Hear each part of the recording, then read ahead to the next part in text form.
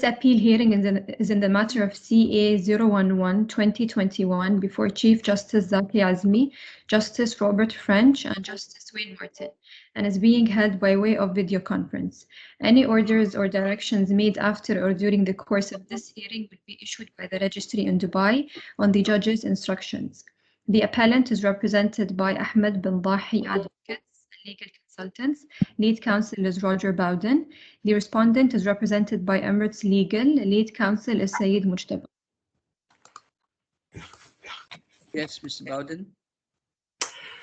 Yes, good morning, sir, or good afternoon in Mr. some parts of Said the world. how do I address you? How would you like me to address you? Mr. Said, Mr. Hussein?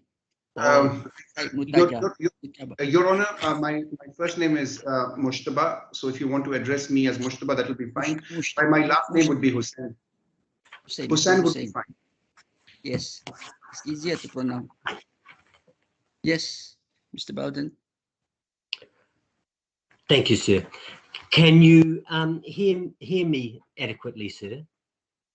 It would be nicer if you can make it a bit louder. Perhaps you go closer to your microphone. Yes, that might be the easiest thing. That's right. Yes, thank you very much. I appear for the appellant, Bin Dahi Advocates. And this is an appeal against a decision of Justice Al-Madhani dated the 29th of August 2021, so a very recent appeal. Really, and I confess I've recently picked this up, but and I don't intend to be long, because I think there's really a single issue in this appeal, and that is whether Article 10 of the new employment law, the 2019 employment law, indeed as amended in 2020, which came into effect on the 30th of May plus 90 days, so the 30th of August 2019, whether that has a retrospective limitation effect, which in the respect of this case would curtail the claim which was filed in this matter in March of 2019. And that's a simple question. Does the new employment law have retrospective effect by imposing a limitation of 6 months in relation to prior claims brought under the currency of the old law? And the answer we say to that is no.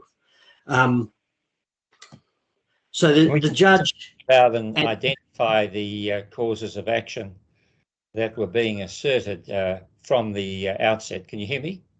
Yes, I can, sir. Thank you.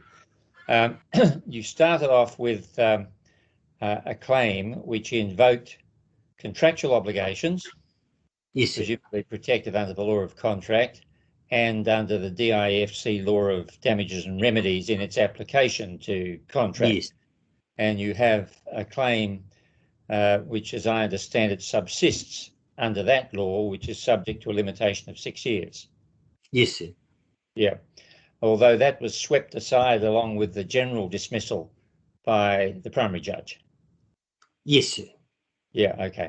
Now, in relation to your statutory rights under yes, employment law, you started off with a claim under the law of 2005 as amended by what turned out to be the unenacted draft law of 2018.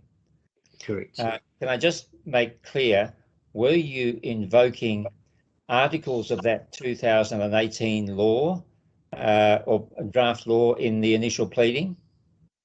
No. It should have been, sir, under the 2005 law. And indeed, if we succeed in this appeal, an amendment will be required. Yeah, so that in effect, your argument would be, or would have to be, that the action being brought on the basis, to the extent that it relied upon statutory obligations and remedies under the 2005 law, those obligations were continued in effect by Article 1 of the 2019 law, and the proceedings which you had started were continued by the operation of that article. Yes, and then you simply would be saying that Article 10 does not have application to proceedings already commenced, although it may have application to proceedings to be commenced. Is that essentially it runs? That's exactly how it runs, sir. Yes, Article 1 brackets 3 brackets B preserves the right of action already commenced. Yeah.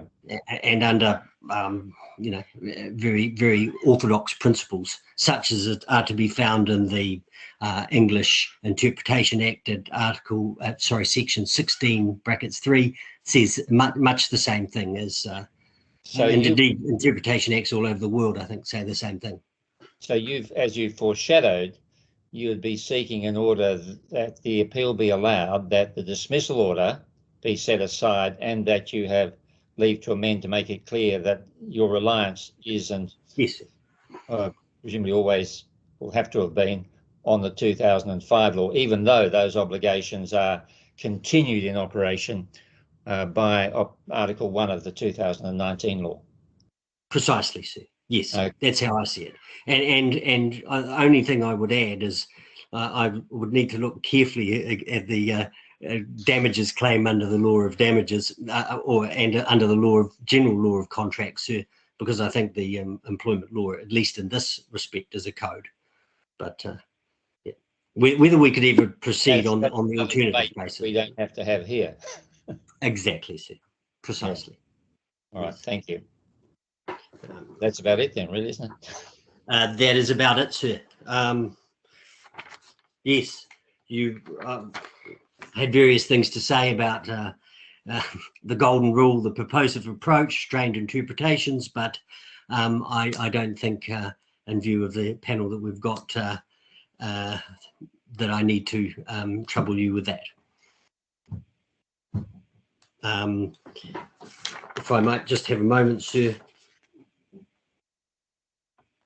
Yes, I was just, the only thing I would say, just in relation to the actual law itself, which is at page A118, if we go to the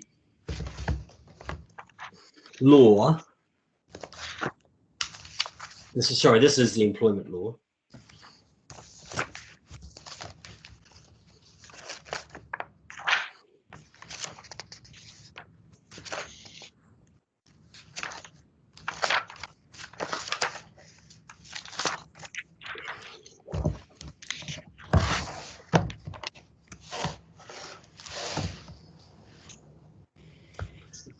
There was a little quirk which I noticed in my preparation, which I would bring to your attention, and that is, well, I'll start at Article 1 brackets 1, sir.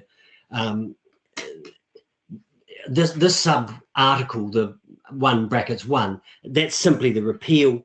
Article 1 brackets 2, in my respectful submission, it preserves entitlements. Such as gratuity, holiday pay, matters such as that. So it has a slightly different purpose from 3. And what 3 is done is, Justice French just noted, that this preserves rights which exist under 1 brackets 3 brackets A. So it preserves any right, privilege, remedy, debt or obligation. So proceedings which haven't been brought, and 1 brackets 3 brackets small b, any legal proceeding commenced or to be commenced in respect of any such right, remedy, privilege, debt or obligation. And we fall within that subclause, sir, and that's under the previous law. What I did note about this section, and it maybe that it's not particularly relevant for present purposes, but in relation to the first line of Article 1 brackets 3, it does not refer there to being subject to Article 10 of the new law, which is the limitation which is imposed here. And that is because it wasn't in the repeal legislation that this provision came in, but it was in the subsequent the 2020 amendment to the new law where this provision was inserted. And that is to be found at page A, if I can just ask your honours to go to A191.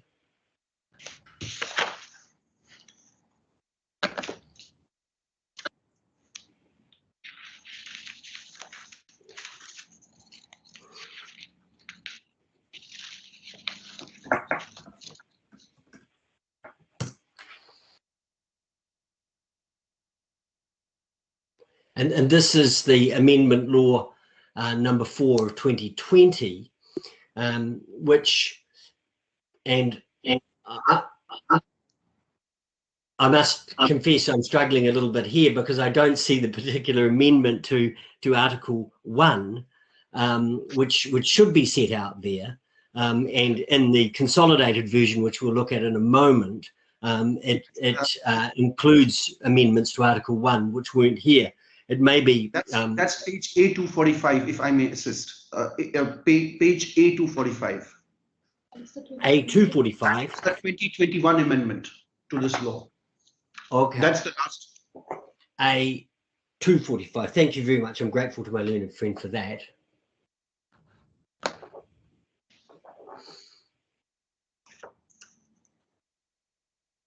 A245, did you say? Yes, Your Honor. Thank you. Well, yes, but this is a further consolidated version. I apologise, but if I could just take your honours back to page A203.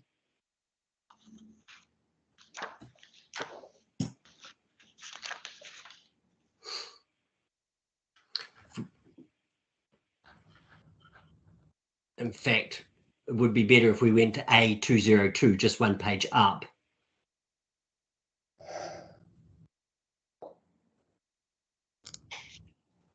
That's the name of the what? Yes, and what this shows, Learned Chief Justice, is that this is the consolidated version of January 2020, which included the amendments which we'd just been looking at in DIFC Law number 4 of 2020. So this is the consolidated version, which includes the amendment we looked at page A191. And if we just go down a few pages to, I apologise, A205. Yes. And there we see it come in at Article 1 brackets 3 without limiting the generality of Article 1 brackets 2, and subject only. And in this case, it's gone from Articles 1 brackets 4 to include the 1 brackets 5, 10, and 61(2). I'm not suggesting anything's amiss, but in the papers that are before us, I didn't see how those subsequent amendments got in, but it is clear, reasonably clear, that they came in via the DIFC law number 4 of 2020. So the amendment to the repealed law wasn't in the repealed law itself. I simply just draw that to your attention. Wait a minute. I didn't follow you. Yes, sir. You are saying that amendment just appeared in 2019, but there was no mention in 2020? Is that what you're saying? No, what I'm saying, sir, is that the repeal of the law in 2019 did not make Article 1.3 subject to Article 10, and it's Article 10 which brings in the limitation, right? So the point upon which Justice Madhani made his decision, it wasn't in the legislation in the first round, wasn't in the original repeal legislation. It wasn't until the amendment to the new law came in 2020 that then it was made subject to Article 10. And I was just mentioning that having looked at the Amendment Law Act itself, I don't actually see how Article 10 got put in there. But if we look at the consolidated legislation put out in January of the next year, there it is. That's what I'm saying. It didn't appear in the Amendment Act, but it appeared in the Amended Act. But, but if you read the heading of that page you first showed to me just now, to us just now, at the top there, it says there inclusive of as amended by, right? Yes. Yes, exactly. The Employment Law 2019, and you see at the bottom there was small writing. Oh, it's gone. Not there. Not in my copy screen. Yes. At the bottom there it says as amended by something of 2019. But you look at page 154, A154. A154. Yes, sir. The page at the bottom is page 154. Do you see that? It was there just now, not in this particular copy. You say as amended by something of A 2020. Did you? No, I'm not seeing it. I'm sorry, sir. Yeah, no, wait. Maybe it's the other one. Yes, well, it is a little bit. Just proceed on. Yes. Well, all I'm really saying, sir, is that, in the repeal law, there was no reference to Article 10. I don't see it in the amendment law, which is at A191, but when the consolidated version turned up, it was there, and it's there. I assume it's in the law now. Can you go to A202? It's A202. 202. Yes, sir. There you will see Employment Law DIFC consolidated version January 2020. Oh my God! Precisely. What's happening? Oh dear me. Oh, okay. 2020 as amended by Employment Law Amendment Act DIFC number 4 of 2020. That's what I meant. Sir. Yes, and as you pointed out, as we go down to page 205 at Article 1 brackets 3, there is a reference to Article 10, and all I was pointing out that it's a little difficult to see how it got there, because when we look at the amendment law itself, which is back at A191, there's no mention of it. But that's what happened. That means the quotation of Article 1 set out at paragraph 8 of Justice Madani's judgment was not Article 1 as it stood at the time that the application was originally, the claim was filed back in March 2019. Yes, sir. Because that includes... Well, indeed. Yes, indeed, sir. That article didn't come into force until it was the 30th of May plus 90 days, which I worked out to be the 30th of August. So, By that article, you mean the amending provision which inserted the reference to Article 10? No, by that I mean by the Repeal Act, sir, which came into force on the 30th of August. Oh, yes. And then the amendment came in the next year, although it's a little unclear how Article 10 got there, but we do know that by January 2020, it was there. Yep. Thank you. And sorry if that caused more confusion than the exercise was worth. The only other things I was going to say, sir, I did go through the consultation papers, and there was I can't discern ever any intention to bring in retrospective legislation of this nature. And I'm sure it would have been a talking point in the consultation paper. It wasn't. And what the consultation paper does say at A492 is that the DIFC wishes to bring in fair and reasonable employment practices in line with international standards. And so it's intended, sir, that this legislation would be interpreted along with, in a conventional common law sense. Unless there's anything else. Mr. Bowden, sorry, before you go on, can you help me? Where do I see Article 61 bracket 2? It says in limitation 10, article subject to Article 61 bracket 2. Where is that? Sorry, apologies for that, for interfering. No, not at all, sir. That I believe is about financial contributions. But what page is that, please? I'll take you straight to it, sir. My apologies. Can you help us, Mr. Hussain? Can you help us? 8 of the repeal law. Okay, I got it. It is 178. Yes.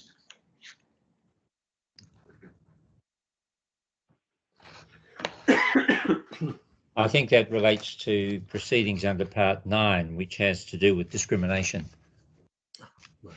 My apologies. And it imposes time limits in respect of that. But yes, sir.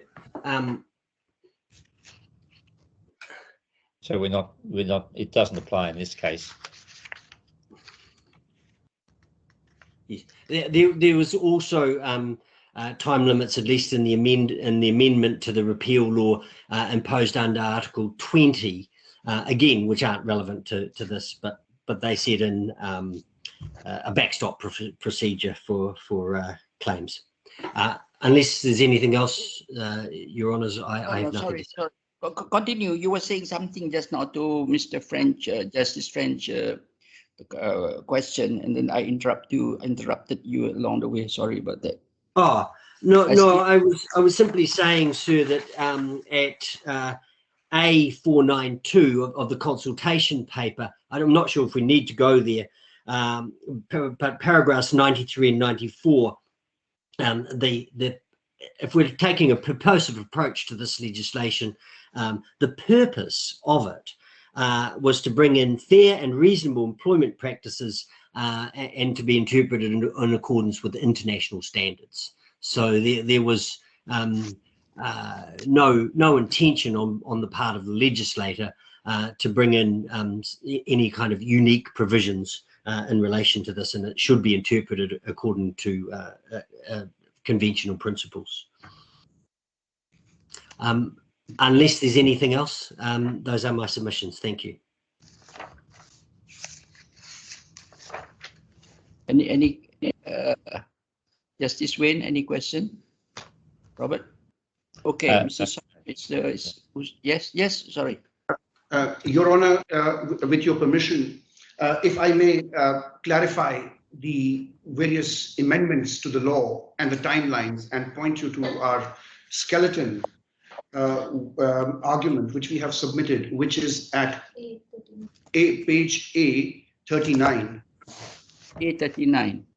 That is our skeleton. Thank you. And we have very clearly enumerated the various laws that were applicable. So if I may, with your permission, if we are all on the same page, refer you to paragraph 1.6 of our submission. And it says that the following timelines regarding amendments to the DIFC law will assist the court in determining the present appeal.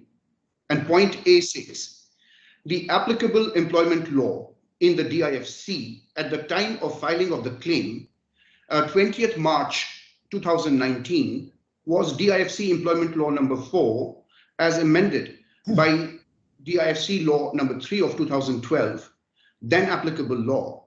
This is at page A78 for your reference, future reference. I wouldn't take you there right now.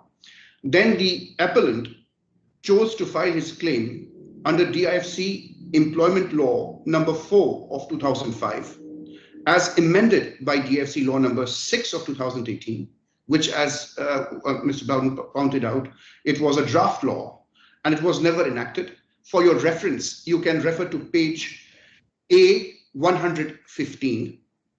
And then during the pendency of proceedings before the court of first instance, the current law, that is employment law number 2 of 2019, came into force on 28th of August 2019, which is the current law, as was pointed out by Mr. Bowden. And pertinently, employment law number 2 of 2019 was materially different from the draft law on which they had initially relied upon. And we already made a reference at page 154 to this repeal law. So this will be the law that replaces and repeals the existing law, which is the then applicable law. And if I may take you to the next point, which is point number D, the current law expressly repealed and replaced the previous law. Therefore, on the date when the application amendment was considered by the court of first instance. Now, Your Honor, the date is 29th of September 2019. The only applicable law to the instant proceedings was the current law. And the current law was amended. This is very critical. The current law was amended on 7th January 2020 by DIFC law number 4 of 2020 with effect from 13th January 2020. And this amendment was also pointed out to you by Mr. Bowden. And this is at pages A191 and A202 of our case lines. And lastly, on 14th of September, the current law has been further amended by DFC law number 4 of 2021, which is in effect from 20th September, very recently, 2021. And should you wish to make a reference, the pages are A242 and A283. Now, Your Honor, against this backdrop, I want to make two critical submissions. The Honorable Counsel raised a point that the repealed law does not make a reference to Article 10. If I may, with your permission, draw the attention of this Honorable Court to the first repeal law without the amendments that replaced this law, which is at page 154, which we have already visited. If we can go to page 154, which is the first law that came into existence that repealed the earlier law. And if I may take you to page 157, which is Article 1 as it stood then, without any amendments that came subsequently, I would like to point out to the court that Article 1, subclause 3 reads as follows, without limiting the generality of Article 1(2) and subject only to Articles 1(4), 1(5), 10, and 61.2, the repeal and replacement under Article 1(1) shall not affect. So the point, Your Honor, is that this point, Article 10, did find a mention in the repealed law when it was first enacted, without any amendments. And the reason, Your Honor, for introducing Article 10 was, there was Article 18 in the previous law, employment law, pursuant to which penalties, the employer had to pay penalty because some of the employees chose to wait till the last minute and then file a claim. And it was exactly this particular purpose that the legislature intended to prevent. So while we always say that this is a beneficial legislation that favors the employee, this can also be viewed as a beneficial legislation that benefits the employer. And the idea of this enactment was to balance the rights of the employees vis-a-vis the employers. So I think it is in this context that this particular case needs to be examined. And Your Honor, I feel that if you also look into Article 1 as it has changed and evolved, and if we see the last amendment which came into effect in September, to see what has changed in Article 1 and what has remained, So this last amendment, if I may take you to, is page A242. So if you turn to page A242, Your Honor, 242 is the law number 4 of 2021. And at page 245, you will see the law as it stands on the date of making this submission. So what we see, if we are on the same page, Your Honor, with your permission, we see that Article 1, subclause 5 has been deleted. Clearly, that does not have an effect on our case. But since we are on this page, allow me, if I may, explain our case based on the interpretation of Article 1. When Honorable Mr. Justice Al-Madni, in his judgment, referred to the law having retrospective application, he gave this right to appeal on his own because he felt that the effect of granting this judgment could have possibly consequences on other employees who may be in the process of filing the claim. But in the same judgment, he also says that more than 60 cases have been filed ever since this law came into effect on 28 August 2019. And ever since, he said there is not even a single case. And if we look at it today, if there was a case in the DIFC courts that would invoke Article 1 at this given point in time, so that case would have been before this court or before the court and as far as on the date of giving the judgment, Justice Al-Madni confirmed that based on the reasonable inquiry that was made by the Honorable Court, no such case ever existed. So what does that mean and for us in the present case? So the present case only concerns Article 1 and Article 10. My argument, I have only a threefold argument. I break down this entire Article 1 into 3 parameters. It has to be viewed in 3 parameters. If you see paragraph 13, 2 and 3 of the judgment of Justice Al-Madni, he has rightly referred to Article 1, 2 of the current employment law as the transfer provision. So Justice Al-Madni says that whatever rights, remedies have accrued or debts, obligations incurred, they will be transferred as if they have accrued under the new law. So he then goes on to say, so anything that is done under the law shall be deemed to have been done pursuant to the provisions of the new law. Now, Article 1.3 could be referred to as the survival provision because it subjects this transfer provision. Article 1.2 is the transfer provision. Article 1.3 is a survival provision. So Article 1.3, which is a survival provision, subjects this Article 1.2, the transfer provision, to Article 1.4, Article 1.5, which has now been deleted, Article 10, and Article 61.2, which means once what has to be transferred is transferred under the new law and it enters the domain of Article 1.3, then it has to pass the survival test, which means it must not be subject to. What is the survival test? The survival test is it must not be subjected to any of these 4 articles because the words used are only, subject only to these 4 articles. And the third point is, if you look at Article 1.4, Article 1.4 expands the scope of the survival provision from the previous law and clarifies that if there is an equivalent provision in the current law to a provision in the previous law, then the equivalent provision shall apply. If I may interpret these 3 points to mean as follows, according to Justice Al-Madni, which I completely agree with, he says, if there is a cause of action that has accrued under the previous law,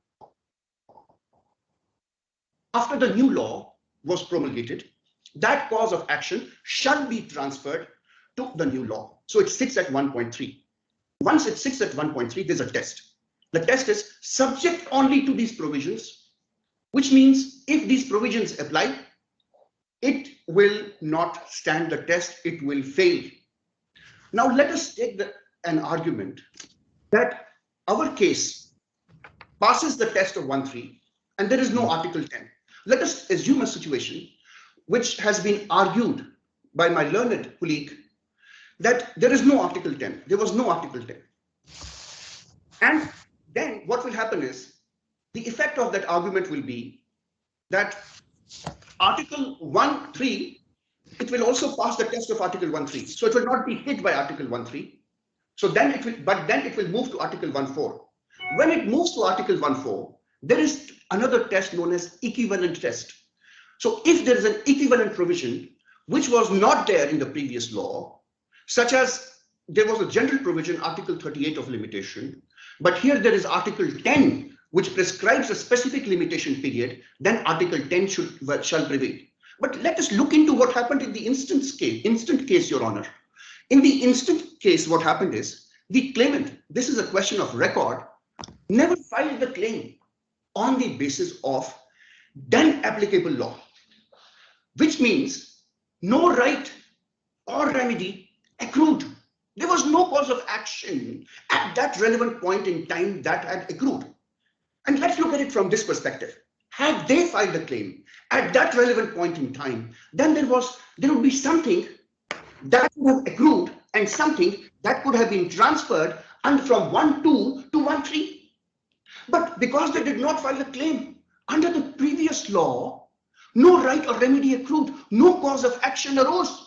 So if there is no subject matter capable of being transferred, what will you transfer to 1.3? Mr. Hussain, surely the existence of a right or remedy under the previous law doesn't depend upon whether somebody's filed a claim about it. Your Honor, they may not have filed a claim, but they may have, if we take it as Your Honor has, okay, let's look at this perspective from the argument that this Honorable Court has presented. Let's say that there is no need to file a claim for a right or remedy to accrue. And let's say this right or remedy accrued under the previous law. It's all right that it didn't use it. But then, and let's say that this was transferred to 1.3. In 1.3, I just showed you, the repeal law uses the word Article 10, subject only to Article 10. Now, you cannot escape that test of Article 10 because it limits the purpose of the whole law will be frustrated. If you remove Article 10 and if you say law has retrospective application, but Article 10 shall not apply, that would be taking out from the law exact purpose that the law intended to provide.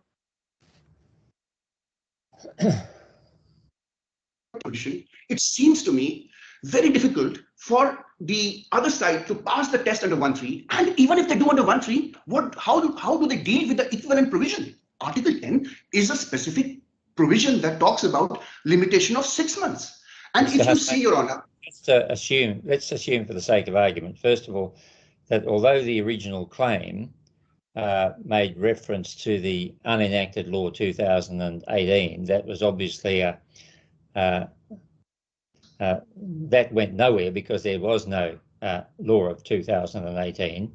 It referred, however, to the law of 2005. Now, if we were to construe the original claim as a claim for, in part, for statutory relief under the law of 2005, then that's a claim for, under the law of 2005, for asserted remedies which are said to have accrued at that time.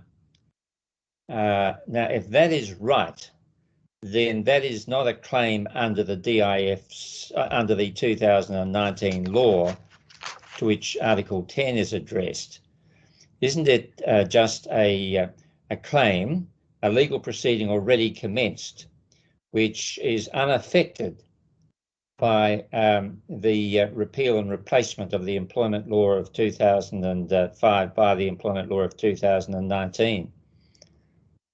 Now, I'm assuming, I know you won't agree with this assumption, but I'm assuming for the sake of argument that this case really started out in part as a claim for relief under 2005. If this case really started on the basis of 2005 law, and if the new law would have come into existence, and if there was no judicial determination with regard to the rights and obligations of the parties, then the court was obliged to look into the provisions of the new law and see whether it survives the test laid down under 1.3 or 1.4. But if there was a judicial order passed by the court and the rights of the parties had been determined by this honorable court, then to that extent, this repeal provision or this amendment of Article 10 will not affect the application or will not affect the judgment. That judgment will not become null and void. So that would be my interpretation. The question, I suppose, comes back to this. Why does a right or remedy, debt or obligation, why does the accrual of a right, remedy, debt or obligation depend upon a judicial determination? If there is a right or remedy, there is. It may have to be, there may be a dispute about it, and so a claim may have to be brought and a judgment made. But the fact is, isn't it, that it's either there or it isn't there to start with? It doesn't depend upon it saying so. Your Honor, again, this point has to be viewed strictly in the context of this case, as was observed by Justice Al-Madani. He also mentioned that please look into the procedural history of this case. Here we have a case, Your Honor, where the claimant is saying, I am filing this case on the basis of the new law, and I'm not invoking any of the provisions of the earlier law, and they have elected to do so, even in their latest submission. So for me, they were given two chances. And if you see the conduct of the defendants in the instant case, once they filed their particulars of claim 1, and it was not in accordance with the RDC, they can amend this POC and submit the new POC to the court. We give them that opportunity as well. Even after that, they filed it on the basis of new law. So my difficulty, Your Honor, is if I read the Article 1, subclause 3, if I read Article 1, subclause 2, it's very clear to me that anything that has been done or should be done will be reviewed under the new law. But if I look at Article 1, subclause 3, while I note that it says without limiting the generality of 1.2 and subject only to, which means any other right, debt or obligation, which may have accrued, not the way I'm describing it, not requiring a judicial intervention, not saying that the person has filed a claim or not. Let's say a right or remedy exists in law, and it existed at that point in time, but the claimant failed to avail it within the time period stipulated under the contract. That is the whole purpose of limitation. If the claimant failed to avail the benefit, right or remedy that was available to it, the question then is, can it come forward after 8 years and say, I want to once again re-agitate my rights based on an old law that is no longer in existence? Okay, Mr. Hussein, and judges, apologize this. I want to get the chronological order correct. There's so many dates now. I must confuse. When was the claimant dismissed? Your Honor, I will take you to the chronology if that will make it easy for the court. If you have it in writing in front of you. Where is that? Yes, Your Honor. It is at page A, 71. Are you taking us there? Are you taking us there? Yes, Your Honor. I'm taking you there. Okay. A71. Employment agreement entered and located. Don't worry about the located. I just want the dismissal. The last one, the third employment. Yes. Third employment expires 31st of July. Yes. Actually, it doesn't expire. He was terminated, isn't it?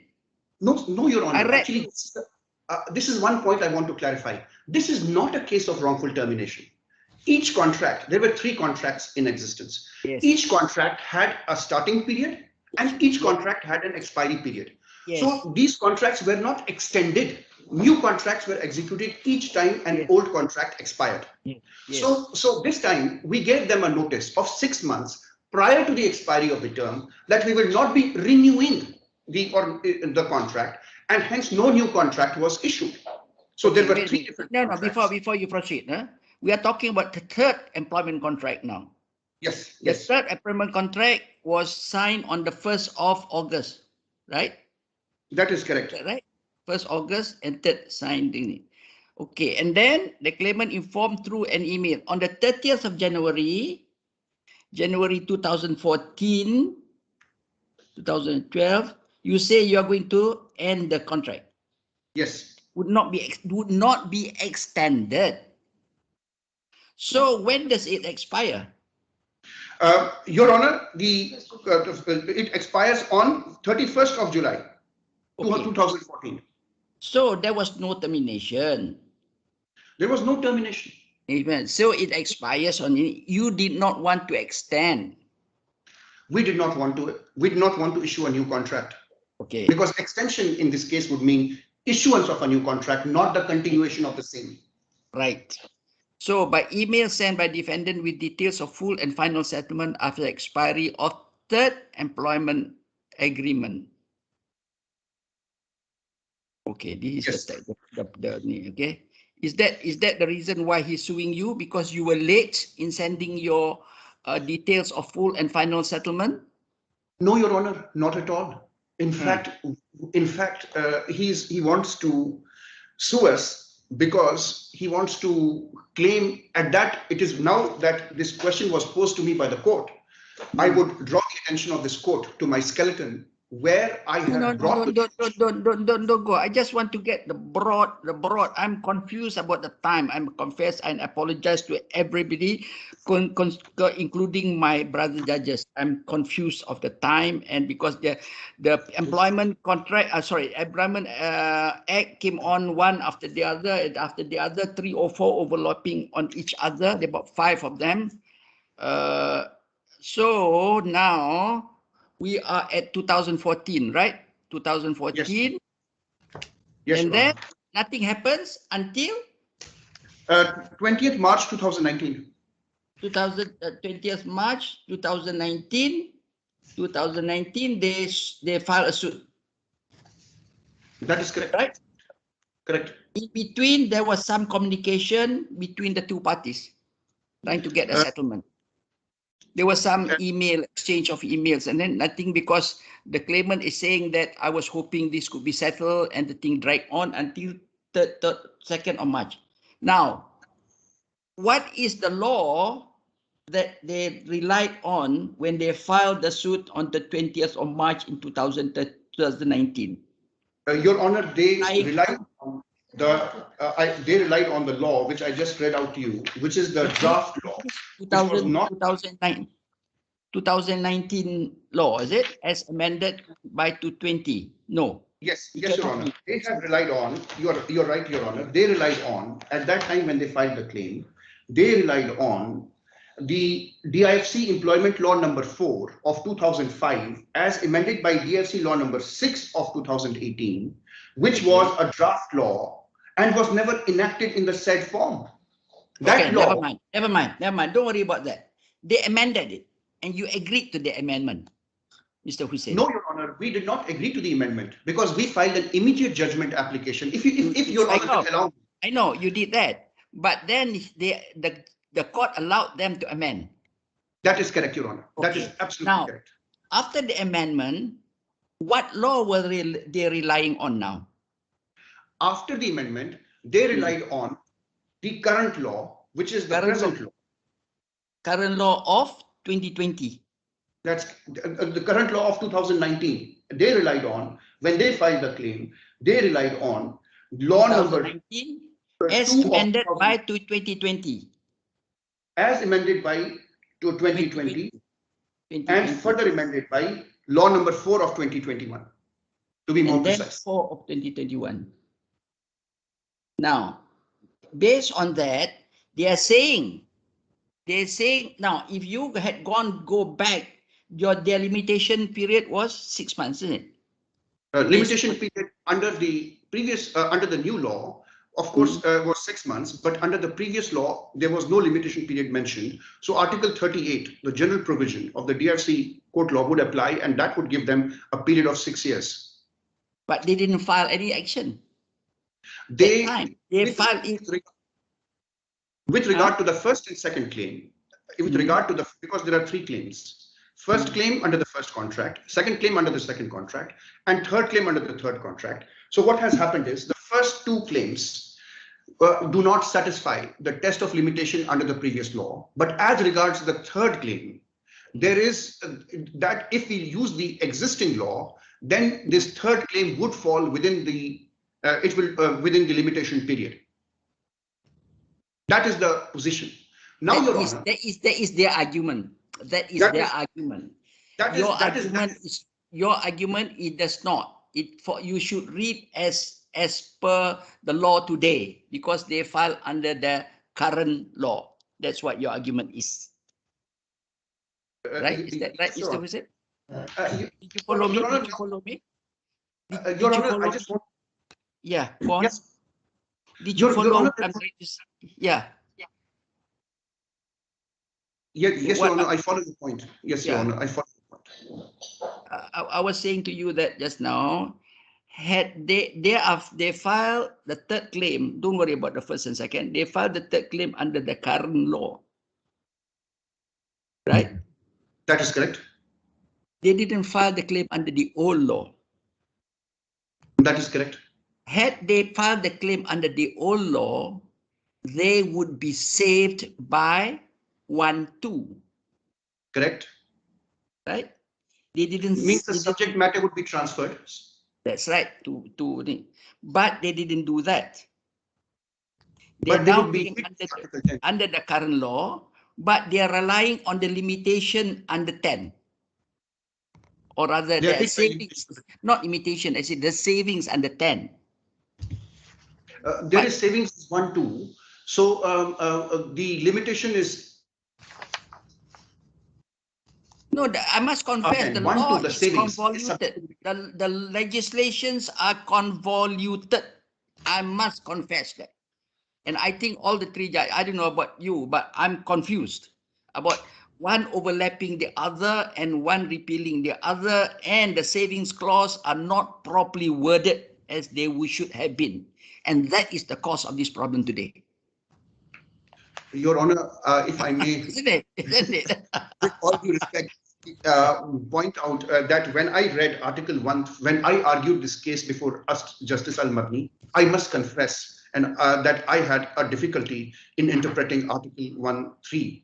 I definitely did, and that's why you see the remarks of the Honourable Judge in his judgment, where he was not happy with our submission, even though he gave a judgment that favoured us. But after reading Article 1(3), as it stands now, you see, Your Honor, there is another interesting point to notice. Can you go to 1(3) back?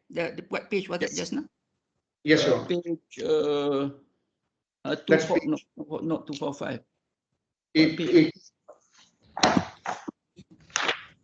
Page was that? Sorry, your secretary would know just now. Your assistant. Yes, Your Honor. If you permit me, 245. 245. Yeah, 245.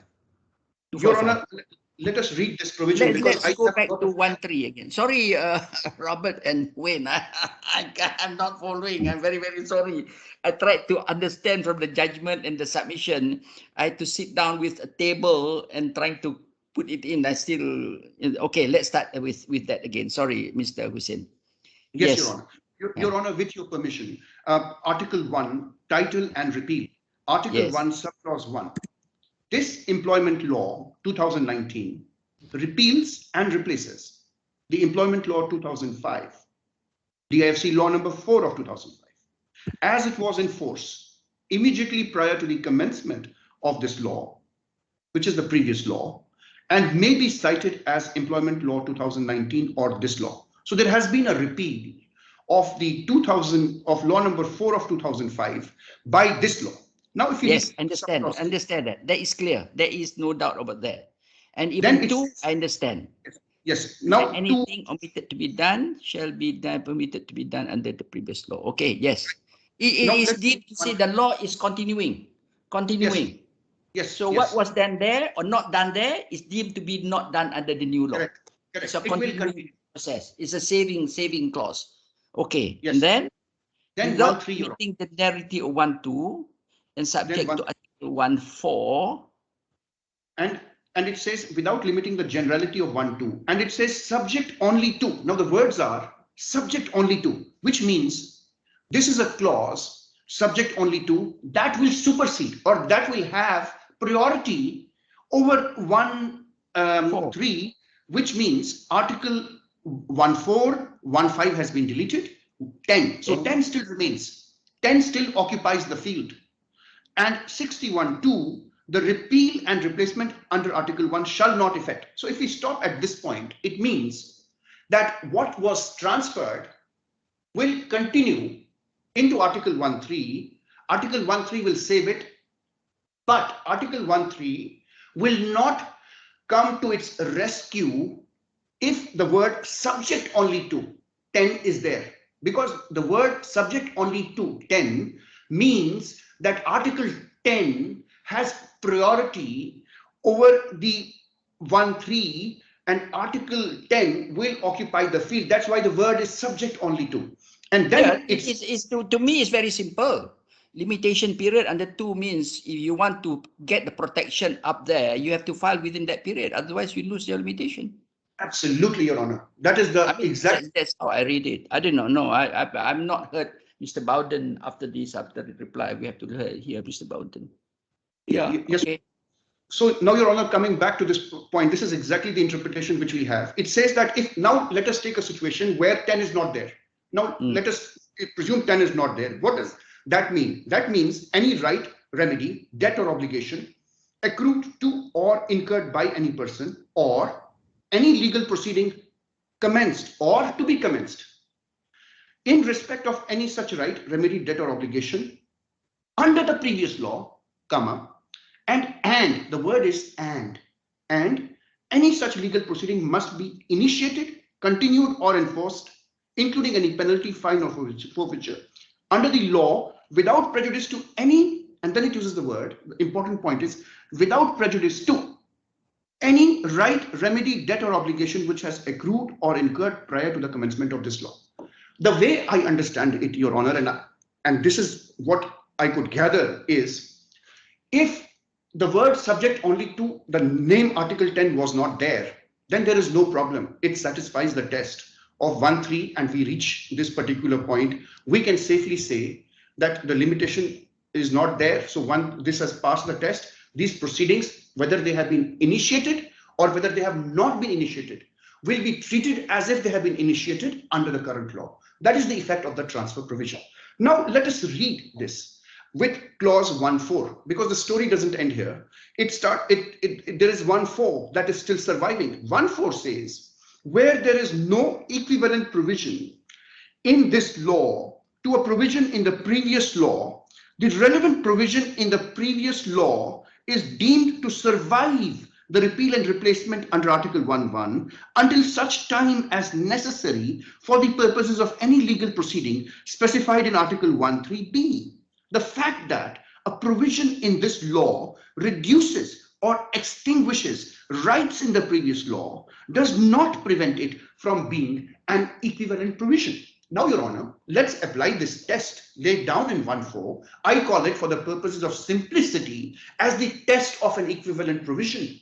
And under this test of an equivalent provision, if there is an existing law and there was a provision in the existing law pertaining to limitation, and if there's a new law which does not have or which has the provision on the same subject matter on the issue of limitation, then this will be the equivalent provision and this new law will prevail. So which means in earlier law, we had Article 38, no provision as to limitation.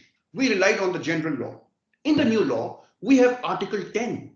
Now Article 10 is the equivalent provision that occupies the field, and Article 10 will strike out anything with regard to the period of limitation. This is precisely the reason. This was the dilemma of Justice Al-Madani when he referred this case to this honorable court, because he was extremely concerned how I find this interpretation very harsh. And these are his words. And he said, yet I will refer it to the appeals court to make a determination on the true interpretation of Article 1.3. Okay, Mr. Hussain. Now, based on what you have submitted the law to be, take the law and now apply to the facts that occurred. How do you read that? Yes, Your Honor. the law to the facts now. Absolutely. Mr. Musaab, Yes. file his claim under 2019, relying on the 2019 law. No, sorry. Yeah, as amended by 2020 and 2021. Can he rely on that saving clause? Is my question. Circumstances of facts. Can he rely on that saving clause? The simple answer is. Mr. Bowden, I want to hear your reply later on the same issue. Yeah, I will. Yes. Can he rely on that saving clause? Your Honor, he cannot rely on the savings clause because now, if I may supplement this argument, because Your Honor, it is because 1.2 is the transfer of existing rights and remedies to 1.3. But upon transfer, what happens upon transfer? Upon transfer, the relevant cause of action that has accrued under the 1.2 must satisfy the survival test enshrined in Article 1.3, and it should further be able to withstand the equivalence test. So there are two tests, the survival test. Now, because it says the word subject only to Article 10, Article 10 is the limitation. Your Honor, let us look at Article 10. Let us read Article 10 also. It will be helpful to read Article 10 along with this, and it is on page 247. 247, limitation period. Should I read it, Your Honor? Yeah. It says Article 10 as amended. Your Honor, important point is Article 10 was recently amended. So subject to Article 22 and Article 61(2), which does not apply to us, a court shall not consider, the words are, a court shall not consider a claim under this law unless it is to the court, either during employee's employment with an employer or not later than 6 months after the relevant employee's termination date. So now, Your Honor, the law is very clear. When you read the Article 10, the rigor and the force of Article 10 is to prevent the employee from taking advantage of any situation. That is how Article 10, the harshness of Article 10 has to be understood. Yeah, that provision that you mentioned just now, Rule 18 or Section 18, that yes, to avoid employees taking advantage of the 18. That's the end. Either you file within 6 months, otherwise you don't. Absolutely. Just test your construction. That is the test your construction this way. We have a contract which expired or was terminated on the 31st of July 2014. 6 months after the termination of that contract is the 30th of November 2014. Okay, so if somebody had brought their claim under the 2005 law in December 2014 and it hadn't got to trial before the law of 2019 came into operation, Article 10 would extinguish that claim in effect, wouldn't it? Because the claim would have been brought more than 6 months after the termination. I'm afraid, Your Honor, that would be the harsh interpretation of the law.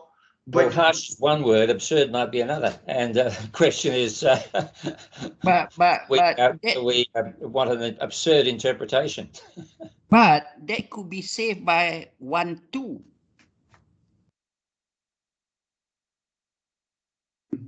Anything done or omitted to be done under the previous law shall be done to be limited to be done under it, except where otherwise provided by this law.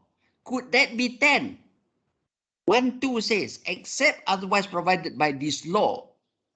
That first part, except where otherwise provided by this law, anything done under the old law shall be continued to be. But is rather 10. Is the draftsman thinking of 10 when he say except otherwise provided by this law? Because 10 says you either do within 6 months or you lose everything. Which is not unfair. Actually, it's not unfair. It's not unfair because the law has given the opportunity to file within that period. If you choose not to file, then don't blame the law.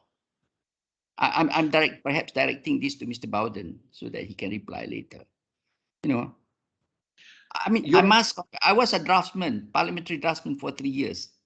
But looking at this law, I can understand what the draftsman is trying to address. There's so many generally worded terms. I think he was trying to protect himself by making very general statements, which doesn't help at all. It doesn't help us in driving at a conclusion, at a decision.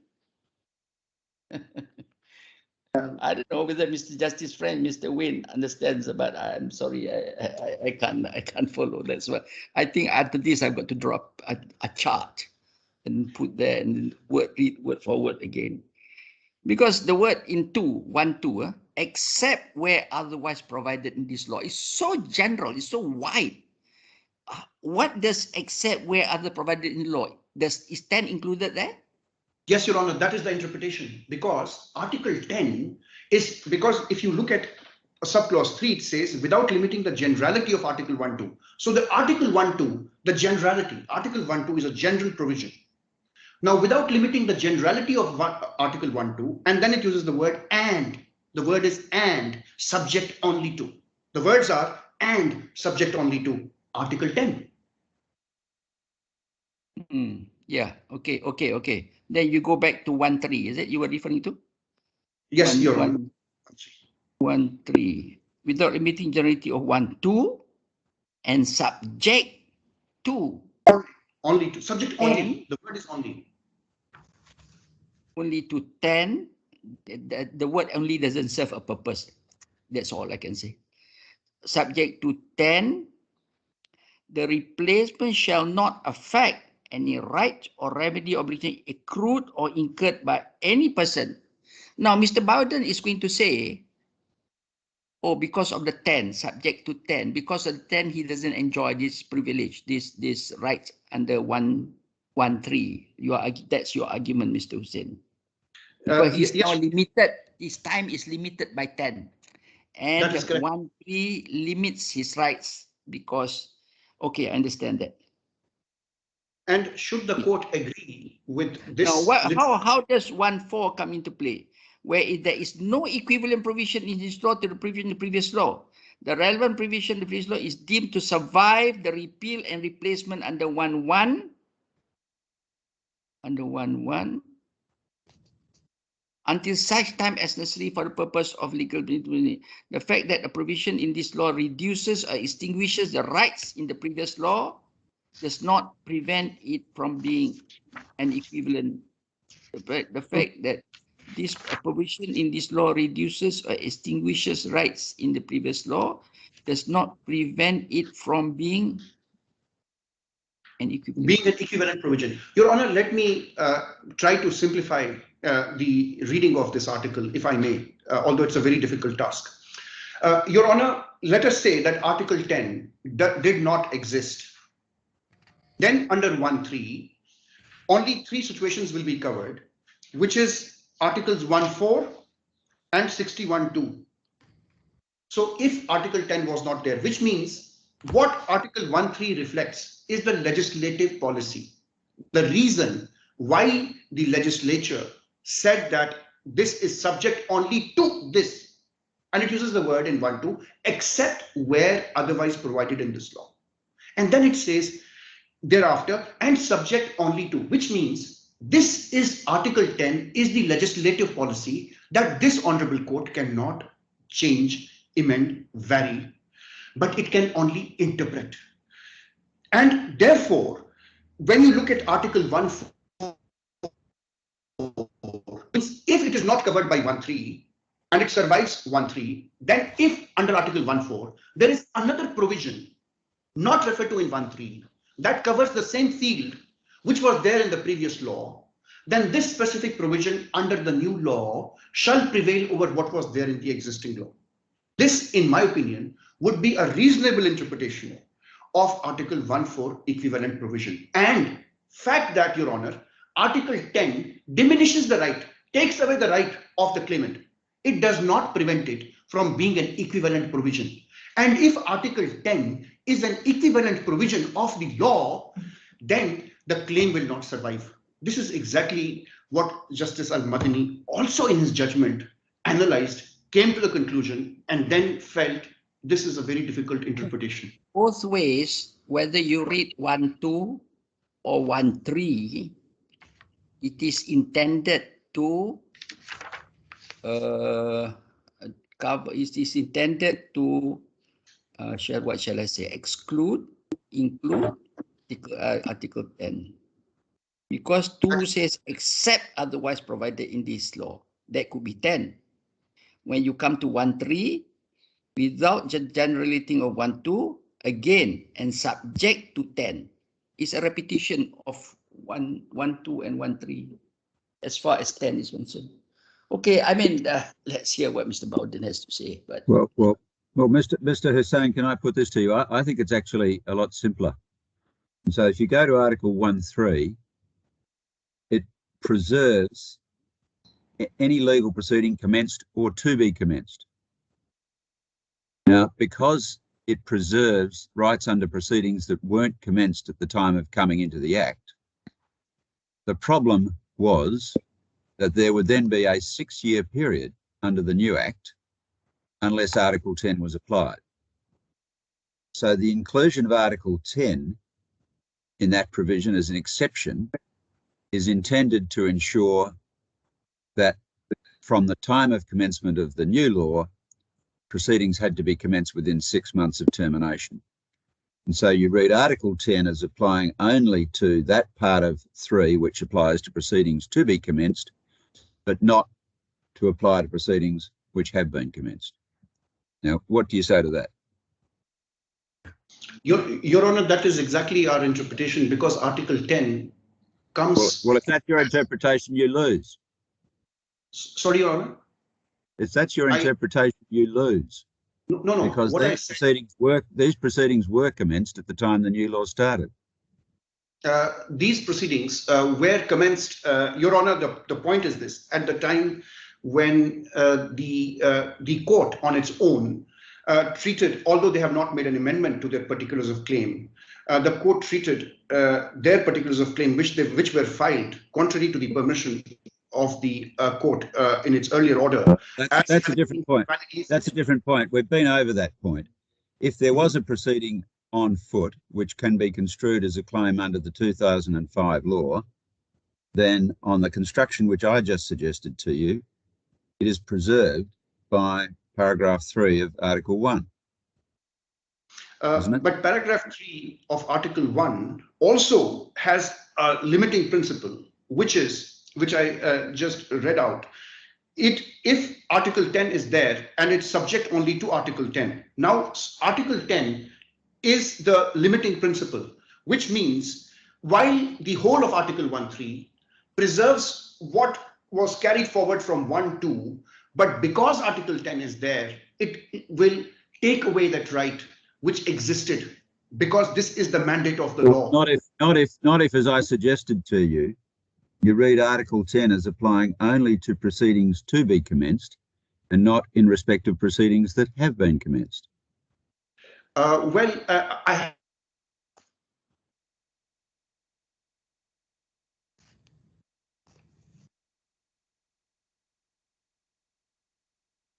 say the legal proceeding to be commenced or legal proceeding that has already commenced. In this particular case, there is a legal proceeding which was filed, let us say, which has commenced.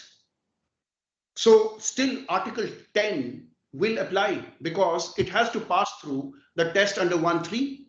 This 1.3 would, how can Article, Your Honor, it's very simple. If you allow me to go back only to one point of interpretation, and after that we can analyze this.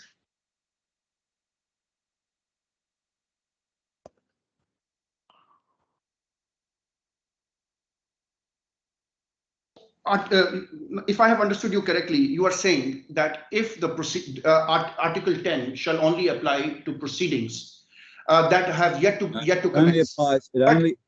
It only limits that part of the rights preserved by paragraph 3, which relate to proceedings to be commenced. It doesn't limit the preservation of proceedings that have been commenced. And that's because once the proceedings have been commenced, Article 10 has no work to do, because Article 10 defines the time at which proceedings must be commenced. If proceedings are already on foot, Article 10 has no application. So it doesn't make sense to apply that the proceedings are already on foot. If I may, if I may respond to that point, this interpretation may be correct only if the Article 1.3 provided for it.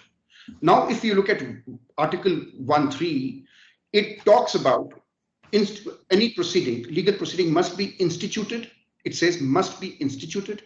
Second, it uses the word continued, which means if it has already been instituted, it will continue or enforced, including any penalty, fine or future, under this law, which means under the new law, without prejudice to any right, remedy, obligation which has accrued or to be accrued prior to the commencement of this law. So which means if there was a right or a remedy that had accrued prior to the commencement of this law, that shall continue, but it will not continue. It does not make a distinction between the proceeding, whether the legal proceeding was already filed or the legal proceeding was not filed. It does not make a distinction whether the future cases that will be filed will be governed by Article 10, because this is the interpretation of the opposite side as well. They are saying that this would be interpreting, reading into Article 10 what does not exist. And Your Honor, for the sake of an argument, but not conceding, let us say that this interpretation is correct. If it passes the test, and let us say it passed the test of Article 1.3, and you made a ruling on this 1.3, how do we satisfy 1.4? 1.4 is a test that also has to be satisfied. 1.4 is an equivalent provision test.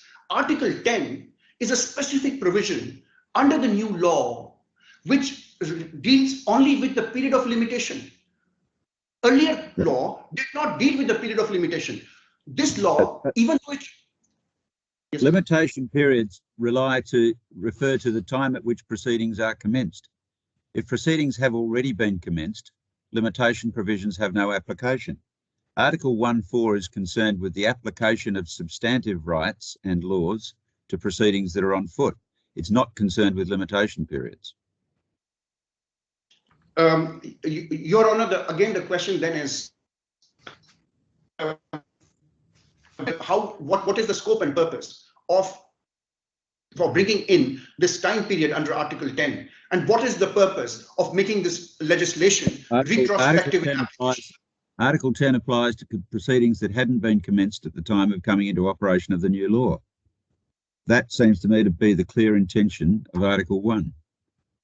But there's no, if it was to apply retrospectively to proceedings that are already on foot, taking Justice French's earlier example, extinguishing proceedings that might have been on foot for 5 years, that is an extraordinary intention to attribute to a legislative authority without express words to that effect. And that begs the question, in the instant case, how should the court, while this may be the possible holding of this court, how should the court look at this particular case in light of its procedural history and facts? This is where I need 2 minutes of your time, and I'm not going to look into any draft or any submission. I'm just going to address the court on 2 important points. Your Honor, this is a situation where in 31st July 2014, the contract ends and the contract has not been renewed.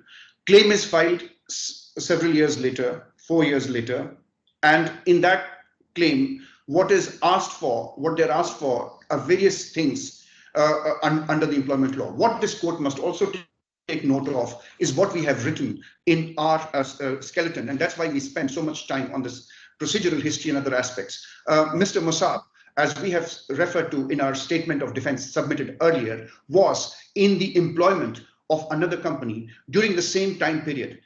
Well, Mr. Hussain, these are not matters that arise on this appeal. This is an appeal from a judgment which was concerned only with a limitation period.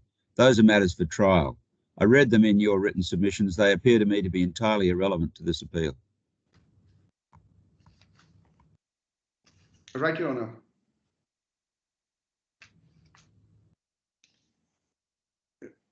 I have already made my submission on the point of limitation. Article 1, 2 has a legislative scheme which is the saving provision. 1.3 is the saving provision. Under 1.3, it has to satisfy Article 10. If the court says proceedings to be, if the court makes a distinction about proceedings that are yet to be commenced, Article 10 will apply, and Article 10 will not apply to proceedings that have already commenced. And if court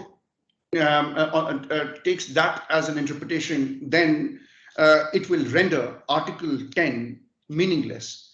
Article 10 was amended recently, and they did not clarify or put any other point into Article 10, read with Article 1.3, which was also amended to give support to this interpretation. Where the mandate of the legislature is clear, of course, the court can interpret, and your decision is sky high, but it has to be in conformity with the applicable law as it stands. And to me, the test under 1.3 is very clear. What is carried forward under the surviving provision 1.2 goes into 1.3. What survives in 1.3, the only thing that they have to deal with in 1.3 is Article 10. And if Article 10 exists in 1.3, then it does not matter whether the proceedings were commenced or had not commenced. What matters is Article 10 will, because there was nothing has happened other than a claim form has been issued, and that too claim was filed on the basis of a wrong law. And even for the purposes of an appeal, it is important to note that there was an amendment order dated 10th March 2020. In that amendment order, the judge, honorable judge, told the claimant that you can, claimant said, I want to amend my claim on the basis of 2015 law, earlier law, previous law, and made a prayer. It is interesting to read that prayer of the claimant. Judge granted him the permission to amend the claim on the basis of that law, which was previous law. Then when it filed the case, it files on the basis of this new law. Court also has to take this into account. Court cannot grant this, cannot overlook this important condition where there is a judicial order, and judicial order defines the scope of what this person is supposed to do. And that person overlooks that judicial order and does anything on its own. Your Honor, I agree with your interpretation, but when you apply this interpretation to this instant case, it will be a very harsh interpretation on us. And I can take you through that amendment order, Your Honor. I think 10th March 2020 amendment order. We should read, and actually, I want to bring it to your attention, Your Honor, this amendment order, because if you read this amendment order, you see what was permitted and what was done. That is also Mr. Hussain, I think we've read the skeletal arguments, and the amendment order itself didn't specify the terms of the amendment, but what was sought was set out in the amendment application, and I think that's what you're referring to in your skeletal argument. But that does not go to the question of the correctness or otherwise of, I mean, I understand you have procedural complaints about what the appellant has done and how the appellant has brought a claim that didn't conform with the limitations to the amendment which it sought in its amendment application. I understand that. The problem is that that really doesn't engage with the question of construction on which the judge ended up dismissing the claim. There is, of course, another point I should mention, and I know you've tried to deal with it in your skeletal submission.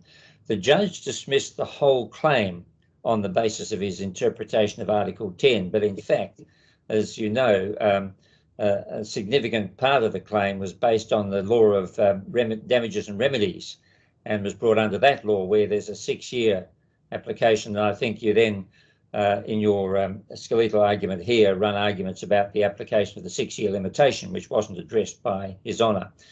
For myself, it seems to me that that kind of limitation issue is tied up with factual questions which we can't deal with. But so on any view, it would seem to me that the dismissal of the whole claim based on Article 10 can't have been right. So the question remains whether a claim can subsist under the DIFC law of 2005, notwithstanding Article 10, and that depends on the construction of Article 10, but it just goes to part of the claim. Do you get that, Mr. Hussain? Yes, Your Honor. You want to reply to that? You want to reply to what submit to what Mr. Justice French has just said to you?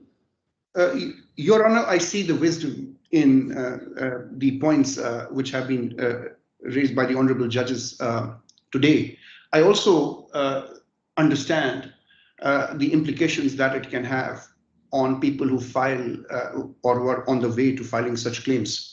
And I also understand that this court has to look into all aspects and all situations. But in the instant case, Your Honor, if you, again, I don't want to repeat the facts.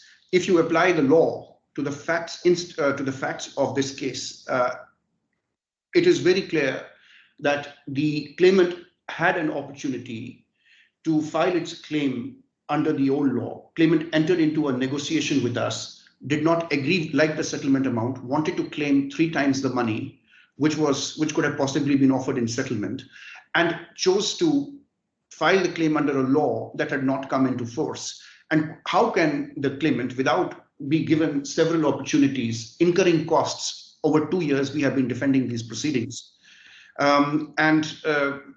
It is definitely an onerous proposition, but I do understand the difficulties in looking at the whole case in all its perspectives. Well, I think, Mr. Hussain, what you're saying is the claimant is not a model litigant, that he's no orphan in that respect. Yes, Your Honor.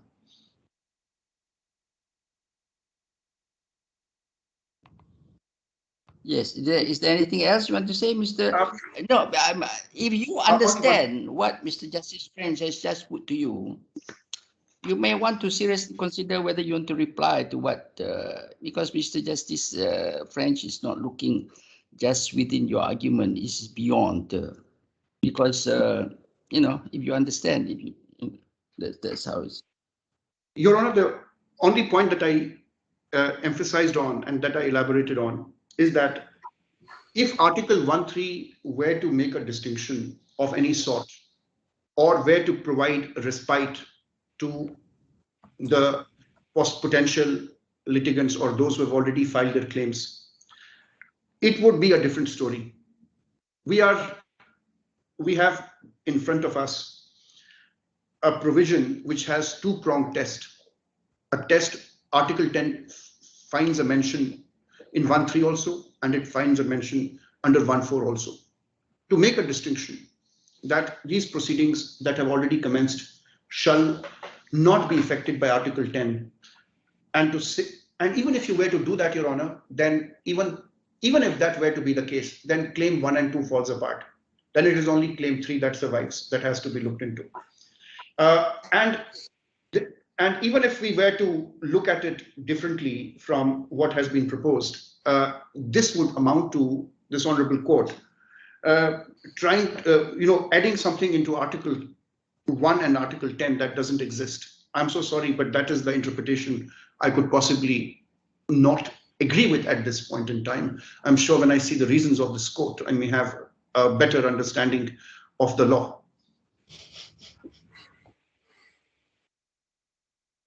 Okay.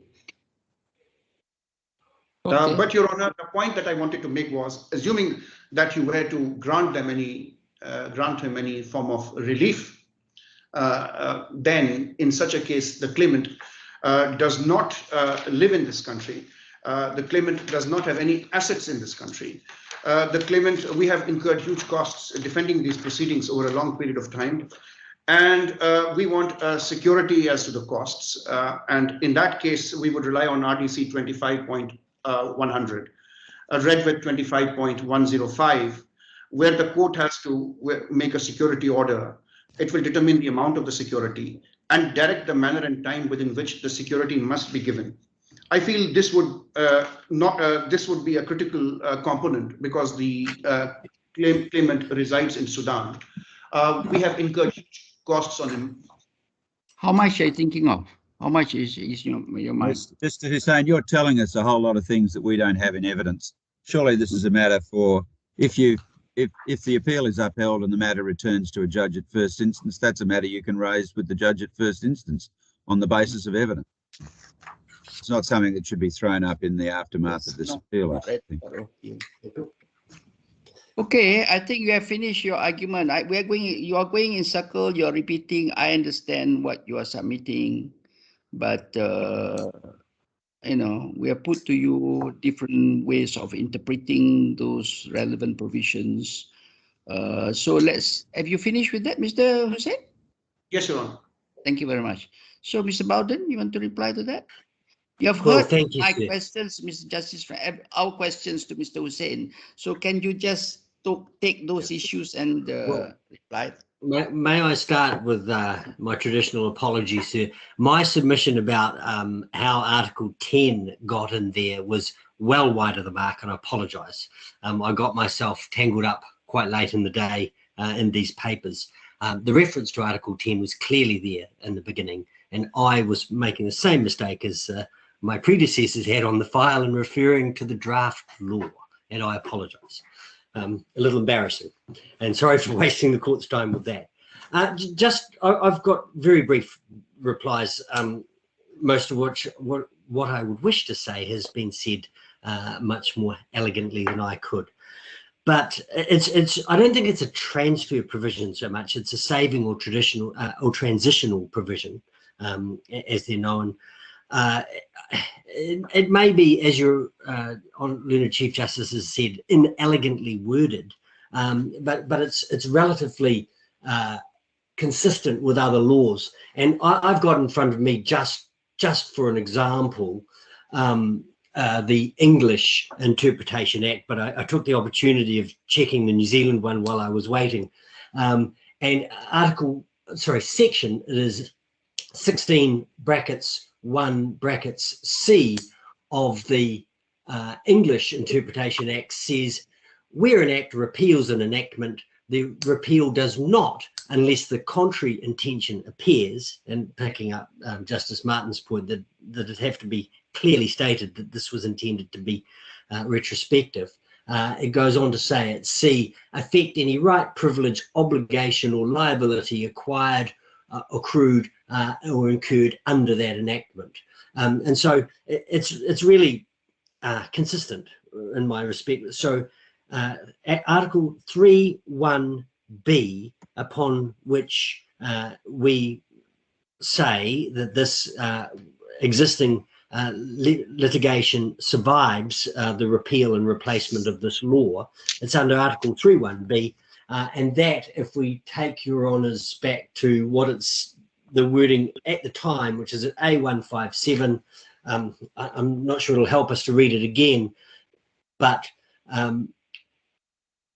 shall not affect any legal proceeding commenced under the previous law. And then I think it does answer the question as to whether or not whether a reference to the 2019 law is indeed a reference in the circumstances to the 2004 law, because it goes on to say, and any such legal proceeding must be instituted, continued or enforced under this law. So what it does, in my respectful submission, Mr. Learned Chief Justice, is it saves the former, saves the proceedings instituted under the former law. Indeed, it may well save proceedings which were contemplated but not yet instituted under the former law, although that doesn't call to be decided here, and continues them under this law. And if we go down just the 2 pages to Article 10, it says, in my respectful submission, the key provision here is that, subject to Article 61(2), which we've looked at, a court shall not consider a claim under this law. And I'm just echoing, if I may, what Justice Martin has said, that this limitation period clearly applies to the new law under this law. And so, that's how it brings them both together. And those are all my submissions in reply. Thank you very much. So, okay, thank you very much. Any questions from the honorable judges? No. Okay, we reserve our judgment. It's a bit complicated, we have to go through and perhaps have a big argument amongst us, among the 3 judges. before we arrive at the decision. But we'll let you know when we are ready to deliver our decision judgment. So Justice French and Justice Wayne Martin, we go back onto the other link, please. Thank you. Thank you very much. Thank you very much, Your Honours. Thank you, Your Honours.